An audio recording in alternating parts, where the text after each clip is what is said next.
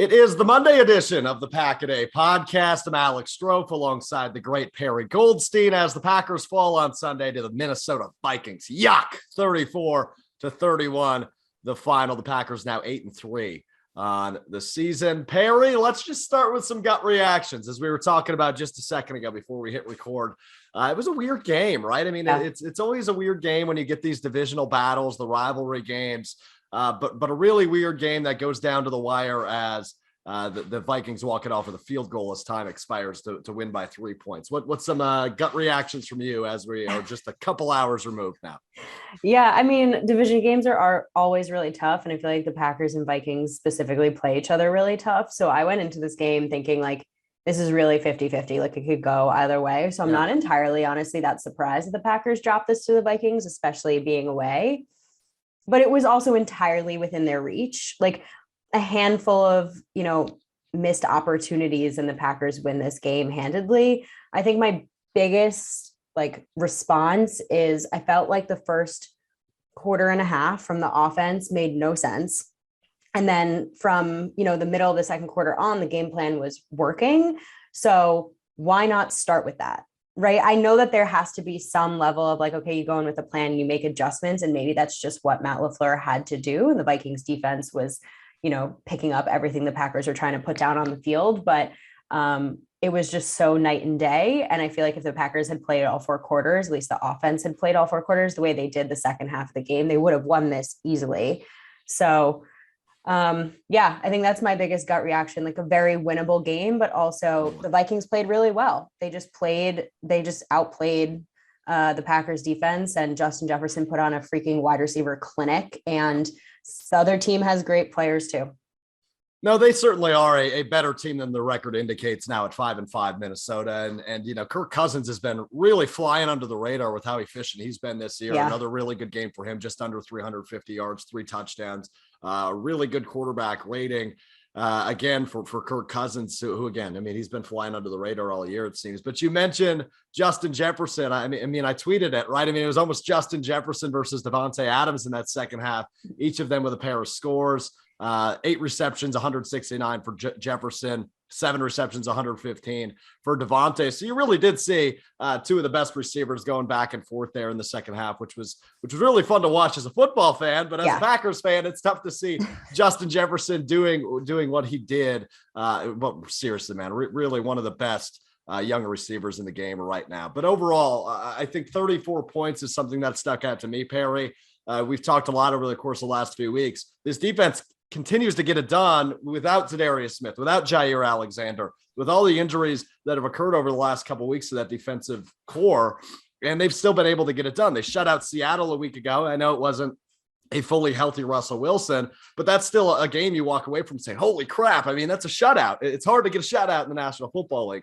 And now allowing 34 to Minnesota. Is it just one of those games where they didn't play their best, or is this really the injury bug coming to fruition now and showing how bad these injuries really are and how bad it can be against a solid offense like Minnesota?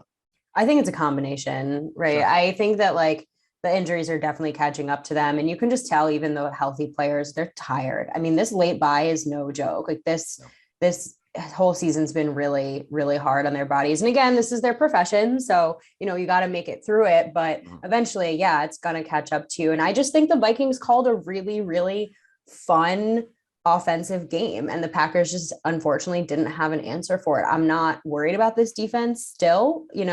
I don't think this is an indication of a downhill slide or anything like that from the unit.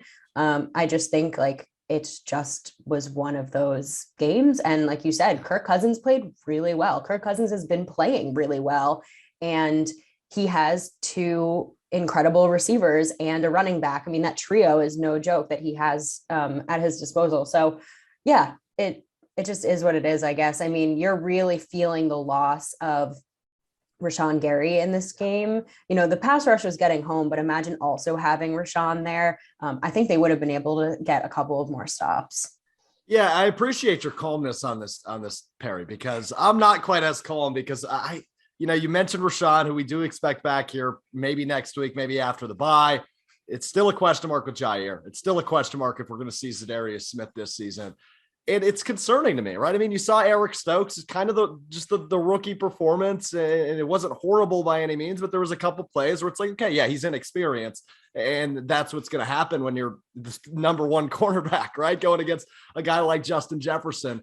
But I'm nervous all of a sudden, right? Because we don't know with Jair. We don't know with Zadarius Smith, and maybe this is the injuries catching up to them. Now, the bye week only 2 weeks away now. You got to face, I almost said St. Louis, the Los Angeles Rams this upcoming week, which obviously one of the best teams in the NFC. This could be maybe the biggest game on the Packers schedule when it comes to the seeding for the playoffs. Obviously, only one team gets the bye as of last year. So it's a big game before the bye week. It's going to be tough. And I am a little nervous when it comes to the defense.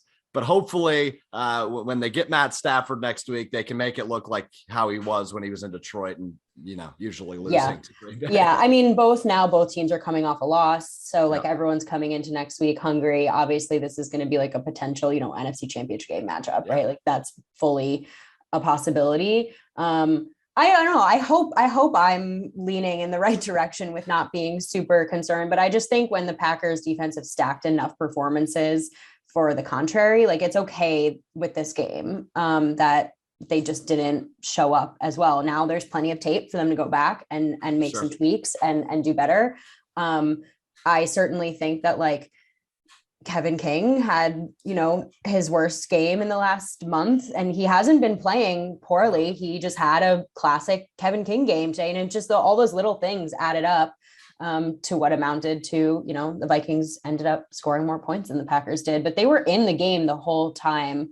And again, they were getting it done without Zadarius and without Jair so far. So there's no reason to think that they can't do it, down the stretch, but you really, really hope that you can get those guys back. Totally. I mean, obviously that is going to be the difference between an NFC championship game and a Super Bowl, right? You need your playmakers at the end of the day. And we know football's about peaking at the right time. So if you got those guys back, gearing up for a playoff run, that's certainly going to be crucial to the future success. But how about Tipa? Hey, I'm going to try this. Naliai, he came from the practice squad. We weren't sure we were going to see him this season. And now he's making plays on Sunday. I was impressed what we saw to him. Yeah, absolutely. It's like this whole season. I mean, the Packers are so snake bit with injuries, but also at the same time, you're getting to see all these guys step up who probably would have never gotten a single snap because if the starters were healthy. And it is nice to see what you have. Obviously, you'd rather have your starters that you're paying big money to healthy, but and I think it also has been a nice showcase for some of the position coaches, like clearly retaining, especially on the defensive side of the ball. I think Jerry Gray, Mike Smith, Jerry Montgomery, all those guys just under Barry was a really, really good idea because they're getting the most out of all of the guys in each of those position groups. I mean, like kudos to Mike Smith, right? He was like, all this guy needs to do is put on, same with Jonathan Garvin, like put on a couple pounds, get a couple reps in, and I think they're going to be ready to go. And then you see Tipa get his first, snaps in a live game, and he looked ready to go. Totally did. And, that was one of the bright spots, I think, defensively. You talked about being snake bitten with injuries. There's the bad news from Sunday as well, as Elgton Jenkins goes down with what is reportedly feared to be a torn ACL, which of course would be a season-ending injury. That stinks. That stinks. Brutal. I mean, what else is there to say about that, right? He's been so consistent the last couple of years. He's been that playmaker, and with D-Bach out, really the leader of that offensive line group, which is finally kind of, hit its stride here later in the season. And now you're going to be without Elgton Jenkins, it sounds, the remainder of the season. Yeah, that's really hard. That's really tough. I mean, you knew it was bad immediately, right? When he went down. Now that's 3 ACL tears potentially on the season for the Packers. Like that's not good. And I'd love to potentially in the off season kind of take a look back and see like why there's been so many horrible injuries like this. I think across the league also, it's not just a Packers issue, but besides the point, Jenkins is your do-it-all player. You fully expected when Bakhtiari comes back for Elgton to slide back into the interior and be able to make a really big difference along that interior offensive line, especially because some of the rookies like Bryce Newman aren't playing very well. And so you need him the rest of the season. So I really, really hope it's not an ACL tear. I mean, I'm going to pray to the football gods, because it's not just that he's been filling in for David Bakhtiari, but it's also that the Packers need him in his sort of original best spot, since he plays well and everywhere, but for the rest of the season. And I think, just to touch on the offensive line really quickly, like, they did not have a good game today. No. And they haven't had a good game for a bit. And it's really starting to take its toll on this offense. You saw it in the first half, especially. So yeah, losing your best player right now on the offensive line is not good. Now it's Bach not in, Jenkins not in, and Josh Myers. That is brutal from left to right. You're missing three guys in a row, right? I mean, like, that is just brutal. And you mentioned it. I mean, early in this game against Minnesota, we saw Aaron Rodgers under attack, the pocket collapsing often. He tried to do his rendition of hero ball, it seemed, in the first half, which I did not love at all. No. But it was tough for them to establish the running game, although they didn't attempt too much, right? AJ Dillon only had 11 carries in this game, as they were primarily playing from behind. But without a healthy core on the offensive line, I mean, your chances are quickly falling, which is concerning. I mean, we can think back to the 2010 season when the Packers won the Super Bowl. They had all these injuries. The offensive line was beat up. They were without starters. So you can be optimistic and spin it that way if you want. But this is brutal no matter what you look at. I mean, you're without your two best offensive linemen and your starting center all of a sudden. You don't know the timeline on David Bakhtiari. Aaron Rodgers was asked about that in his postgame press conference. And he what did he call the status? Unknown, I think was the word. Yeah, it was ominous. The word he used. That's right. Ominous, I'd say. It's odd. Yeah. It's odd, yeah. And those guys are really tight. So Rodgers knows more than he gave up there, which is a little nerve-wracking because you expect, obviously, it's been 10 and a half months, 11 months since David Bakhtiari tore that ACL. You assume the timeline's probably soon, but when Aaron Rodgers is saying unknown, he's not trying to throw off future opponents. It's him being very vague and I don't want to say unhonest or dishonest rather, but it's just odd to me that was the word choice. Yeah. I mean, it could also just be that he doesn't know. And so he used the word unknown because he has no idea. I highly doubt that. Him and Bach are really close. And it also just could be, Matt LaFleur has been giving like total coach speak when he's asked about David Bakhtiari. In my mind, it sounds like he had a setback. I don't know how badly, but that's what it sounds like. But again, like, you kind of expected Dave to come back a couple games ago. Now you're without him, you're without Elgton, you're without Josh. I have no update on when Josh Myers is coming back, if he is. Royce Newman hasn't been playing well. I mean, luckily, again, everyone's kind of stepping up and doing what they need to, and the line's been fine. You put Josh Nijman in there today. He was fine. That's certainly not who you want trotting out there in the playoffs.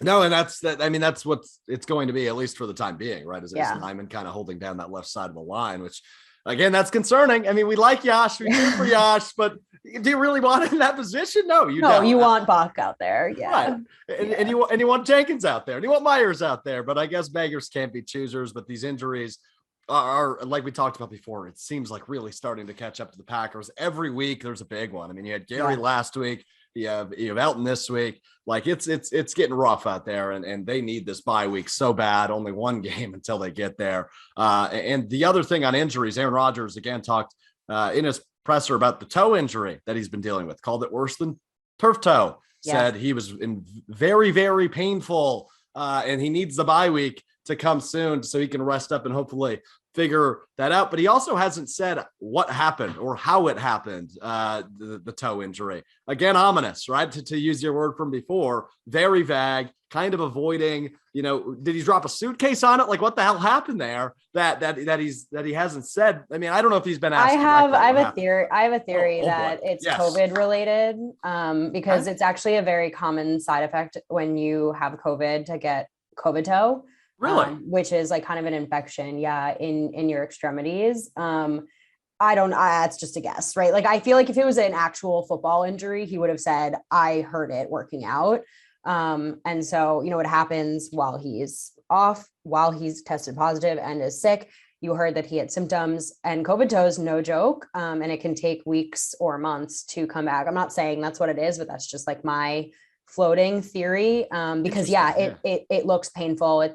Your toes can get like pussy and swollen. I think the one thing is that, right, like, Aaron Rodgers has played through some really ridiculous injuries. Totally. I mean, 2018, right? Didn't he have like a torn MCL and something like that? Right. So I hope that it's not going to be like too concerning down the stretch. I mean, he did throw for what, like 385 yards today or something like that. So it's obviously not affecting his arm, but you also want your quarterback fully healthy because you saw, Aaron Rodgers likes to scramble and pick up some first downs with his legs. And if that gets taken out, then, you're just creating a bit more of like a one-dimensional quarterback. Interesting theory, but absolutely correct. Obviously, you want him at 100% if you have the option, right? But I just Googled COVID toast. Don't do that if you're watching at home because you're going to see a lot of pictures of feet that are pretty gross. Yeah, it's nasty. I didn't know that was a thing, so appreciate the insight on that, Perri. Speaking of foots, Mason Crosby missed another field goal on Sunday. How's that for a transition? Pretty good. Was so good. Mason Crosby, 14-21 on the year now. Another miss. The Packers lost by 3 points. It's worth bringing up. Yeah. The heck's going on special teams, Perri? They just can't seem to figure it out. The rest of special teams today played fine. It was good. I agree. Yeah. Right. So I don't know. I mean, you can only make so many excuses for Crosby, right? At this point, I feel like a player of his caliber who's had such sustained success for as long as he has gets some level of the benefit of the doubt, but that benefit of the doubt for me is starting to wane. Like leash is short, right? You got to start making these, and especially in 3-point games like this Packers Vikings game was, those missed 3 points could have been the difference between the Packers going to overtime or in general just winning the game. Like, would the Vikings have would they have played for the field goal at the end of the game if the Packers were up by 6? There's so many things that they've gone for 2. Like it could have changed literally the course of the game. So yeah, they have to figure this out. Yeah, it's been rough. When you're missing 33% of your field goals, that's not going to lead to sustained success, as you referenced Mason Crosby's long tenure in Green Bay. Yeah, that's really rough. And again, a doink there, which the Packers fans aren't very used to. Bears and Vikings fans are used to doinks. We are not. And then we have one happen in US Bank Stadium. So that's rough. That's something to keep an eye on. And as you mentioned, it seems like the leash now short because Crosby's been so good. You give him the benefit of the doubt. You make the excuses, but he's running out of excuses now with 7 missed field goals on the regular season now. So that's something to keep an eye on as we roll on, but hopefully they can iron that out. We know we had the long snapper change. We know we had the holder change early in the year, obviously with Bajorquez coming in.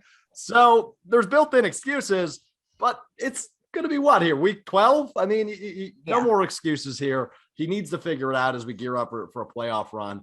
And another bad miss on Sunday certainly didn't help in a 3-point loss. Let's move on quickly to officiating. I know we always love talking about how good that is because we all flip on the television to watch the refs steal the show. The late interception overturned. There was a couple of questionable calls throughout. There's a makeup call earlier on the full start for Green Bay. It's just like, again, it's one of those games where I don't like spending time on officiating, but this is a game where I feel like we have to because there were some bad calls. And that interception late, questionable. I really don't know. I think they probably made the right call, but live time, it really looked like Darnell Savage had that interception. I didn't hate this from the officials as much as everyone else did. Like, okay. I feel like there's been worse games. Like, again, the Packers were in this and they hurt themselves, right? Like false starts and holding calls. And, like when Kirk throws you 6 potential interceptions and you don't come away with any, but you blame the officials for like the one turnover. I don't buy that. Sorry. Like, play better. I just like this was fully within their grasp. Now, do I think that was actually an interception by Darnell Savage? Yeah, I do. I guess according to the letter of the law, I understand the grounds for an overturn, but I don't know. I mean, roughing the passer at this point is what it is. These are the rules. Like, Rodgers gets one back at some point. You hate it. I didn't like, there's certain situations you kind of like, what's the defender supposed to do? But then you hope that gets called when it's your quarterback, right? So it is what it is. I hate talking about the officials and I hate how much they overtake games, but this seems to be a pattern throughout the last couple of seasons. It's just a different penalty every year that people are up in arms about. So we didn't see taunting today. So thank goodness. I'll take that. Yeah. I'm right there with you, man. The dumbest rule in sports right there, but nonetheless, they were certainly popping up. The officials were on my Twitter feed. A lot of people tagging them very angrily, Perri. Yeah. So that's always good when that happens in a 3-point game. But nonetheless, I mean, as you said, right? I mean, it seems that they've been a center point of discussion for the last few years. And maybe necessarily, but it's never something I enjoy talking about. I don't like the excuses, and you're absolutely correct. There's multiple opportunities where the Packers had a chance to create turnovers or get the ball back on their side. They didn't capitalize. That's on them at the end of the day, and we can't sit here and blame the officials. But there was some bad calls, and we can live with that. We mentioned Rodgers, and I think that the crowd all week, Perri, that was saying, oh, the no practice is going to hurt Rodgers. We saw how flat he looked against Seattle. We saw how flat he looked against New Orleans at the beginning of the year when he wasn't playing in preseason. I think that crowd's quiet all of a sudden. You mentioned 385 yards for number 12 today on top of the 4 touchdowns. Devontae had 2. Josiah the Messiah DeGuara had 1, his first career touchdown, as well as MVS on that 75-yarder late in the fourth quarter, which was an awesome play. I was jumping up and down for that one. Until 5 seconds later. Yeah, right, exactly. But Rodgers overall, Perri, did look really good today. 4 touchdowns, 385, totally looked like a different quarterback than he did a week ago against Seattle. Yeah. I think. Wait a minute. Hold on. You seem like you're questioning that. Statistically, yes, this was his best game of the season. Obviously, you can't argue with 4 touchdowns and 385 yards. I think, like I said, this was a wide receiver clinic between Justin Jefferson and Devontae Adams, and Devontae Adams he's just the best. I just don't love how slow Aaron Rodgers starts out. Again, I think it goes to like potentially game plan as well. They're just like the first quarter. I just sometimes don't understand what he's doing. Like the hero, you mentioned it earlier, the hero ball, like stop it. You see what works. And what works is when he's playing in rhythm in the pocket and getting the ball out quickly. So why are you holding the ball for so long? Why are you scrambling, trying to make plays that aren't there? There were actually wide receivers that are open. He wasn't hitting, or he wasn't seeing them. So I don't know how to fix his like early slow start woes. But yeah, of course he got it together and had, 3 quarters of incredible quarterback play. I mean, his touchdown to Josiah DeGuara was ridiculous. And he does that, and, he reminds you that he's the best. I just wish that some of that early stuff could get cleaned up, because again, if they score even 1 touchdown in that first quarter, they win this game. Yeah, totally. And, the slow start you referenced, the field goal on the first possession of the game, followed up by a punt, a missed field goal, and then a 3 and out. And then that's when he turned it around, got that touchdown to DeGuara. And I guess sometimes it just takes time. Like I'm not saying he had a bad game. I'm just saying like there are clearly things in the beginning that got fixed later in the game, and they're not new, right? Like you can start the game without all those like shot plays on third down. I hate them. Yeah, the hero ball is what we saw. He was doing a little bit too much, trying to create and elude. And I know he was under pressure, but it was messy. It was sloppy. And if you score a touchdown early in this game, right? I mentioned the 3 and out. You mentioned the missed field goal. And then there was another punt early in the first quarter. If one of those turns into a field goal or a touchdown, you likely win this game. You're in the driver's seat the entire way pretty much. And it completely changes the complexion of this game, right? So to capitalize early and get on a roll early is super important. Like the 2020 Packers often started off real hot on their first drive in the first quarter. And then they just controlled games. They were able to dictate. They were able to play with a lead. And that's what led to such a successful year a year ago, Perri. And you haven't seen that. You haven't really found the Packers finding their rhythm early in the first quarter this year. And I wonder why that is. I mean, obviously there's some changes. You're missing some key pieces on the O-line, as we talked about earlier. But it's not that much of a different team. I mean, you still have most of your core from a year ago, but you haven't been able to find the success early as often as you were a year ago. Yeah, I mean, I wonder if defenses just have more on this Packers offense now. And so again, like it takes Matt a couple of drives to make some like slight tweaks to the game plan, because you saw him get in his bag in the second half. I mean, he was calling some option play. Oh my goodness. Yeah, like just awesome. So that it's possible that's it, right? Like they go in a little bit more conservative. Defenses kind of have their number right now, and then they make adjustments. Fine. I also think they're really missing Bobby Tunyon. I just think, you saw the way Rodgers played with like a Jermichael Finley. I'm not comparing Tunyon to Jermichael Finley, but like when he has really consistent quality, high quality tight end play, he's a different quarterback. And Bobby's so versatile in like blocking and pass catching. And I think you're starting to see obviously that relationship with Josiah DeGuara develop, but it's not where the relationship with Bobby Tunyon was yet. And so I think, you're feeling the effects of that loss because there's not really anyone who takes over that skill set. It's not like when a wide receiver goes down like Lazard, and you have other wide receivers like EQ or MVS to fill in for that. My head hurts, Perry. There's so many freaking injuries. We haven't even named Bobby Tunyon yet. Alan Lazard was out on Sunday. Oh, my head hurts. I'm going to be on injured reserve with a migraine, given all these freaking injuries we keep seeing if they don't slow down. The bye week can't come quick enough. So a couple more things I want to hit on, Perry. I wrote it in our show sheet. Concerned or just one of those games for Green Bay? I know it's a divisional game. It's high energy. Every time Minnesota and Green Bay get together, it creates a pretty classic game like the one we saw on Sunday. So where's your concern level at? Is it pretty low after a loss like that? Yeah, low. I'm not concerned. I mean, they also fought for this game, right? It's not like they got pounded and rolled over. Like they fought to the end. So I'm not worried. Like losses are going to happen. It was a 3-point game. The Packers are 8-3 contending with lots of injuries. I think they're going to be fine.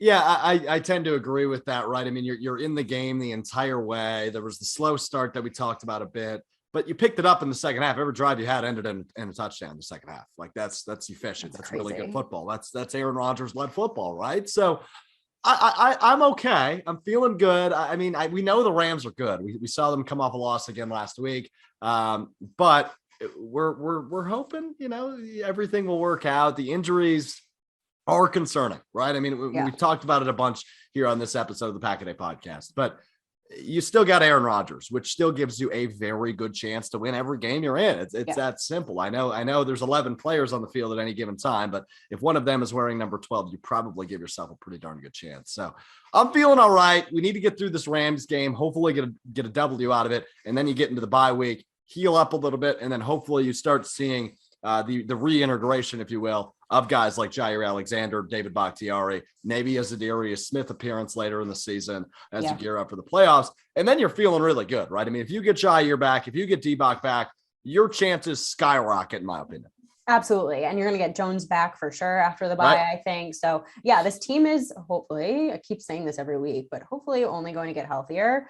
But you also can see that this team without all of these guys is still in major contention. I mean, the fact that this team, as hurt as they are, have the number 1 seed in the NFC like well within their grasp is incredible. So I think if they do, when they do, I should say when, be positive, get healthier and get even a handful, half these guys back. I mean, scary. Watch out. Yeah, we know they should be in this position, right? We knew that coming into the season. You lock up Jones in the offseason. You have some question marks on the O-line, right, with Josh Myers coming in, and now obviously he's injured, but losing Corey Linsley. But overall, you felt really good about where this team was at, and rightfully so. And at 8-3, they're still in a very, very good position to win the NFC. And this upcoming game with the Los Angeles Rams will dictate, at least for the near future, who's going to have that 1 seed, because the Rams are right in that race as well. Both of these teams need a win. It's going to be a fun one on Sunday. It is going to be a fun one on Sunday. This is the one I think that everyone's had scheduled for a while. At least I have on the calendar. So it's going to be a heavyweight matchup. And I think it's going to be fun too. LaFleur and McVay going up against each other is kind of like LaFleur Shanahan in that sort of offensive, minded mentorship, coaching matchup, which just adds another layer to it. Yeah, and obviously Stafford and Rodgers going back at it again this upcoming week, for old time's sake. But Stafford actually is a team this year, so it's going to be fun. There's the Odell Beckham Jr. wrinkle involved as well. Obviously, these were the last 2 teams he was interested in before he signed with LA a couple weeks back. So there's a bunch of storylines going into this one. We get to eat a bunch of turkey this week, and then we get to watch 3 games on Thursday, which is lovely, and then we get Packers Rams, kind of the biggest matchup of the week on Sunday. So one I'm really looking forward to, but also it's important, right? I mean, it's important for seeding's sake. So you've got your happy dance going on. Love to see it. You can find Perri on Twitter at Perri_Goldstein. Hope you have a great Thanksgiving, Perri. Always fun chatting Packers with you. You calmed me down a little bit. I was a little nervous coming into this one. I was overreacting. You know how emotional it gets when the Packers lose, but I'm calmed down now. I thank you for your service. I'm so glad I could do that for you, Alex. I hope you have a nice Thanksgiving also. I will do my best. Thanks. You can find me on Twitter at Alex_Strouf if you want to connect with me. Andy Herman will be back with us as we break down the bye week in a couple of weeks, a couple Mondays from today. Enjoy your holiday. We'll talk to you real soon. Thanks, Perri. We'll see you later. This has been the Pack a Day podcast on your Monday.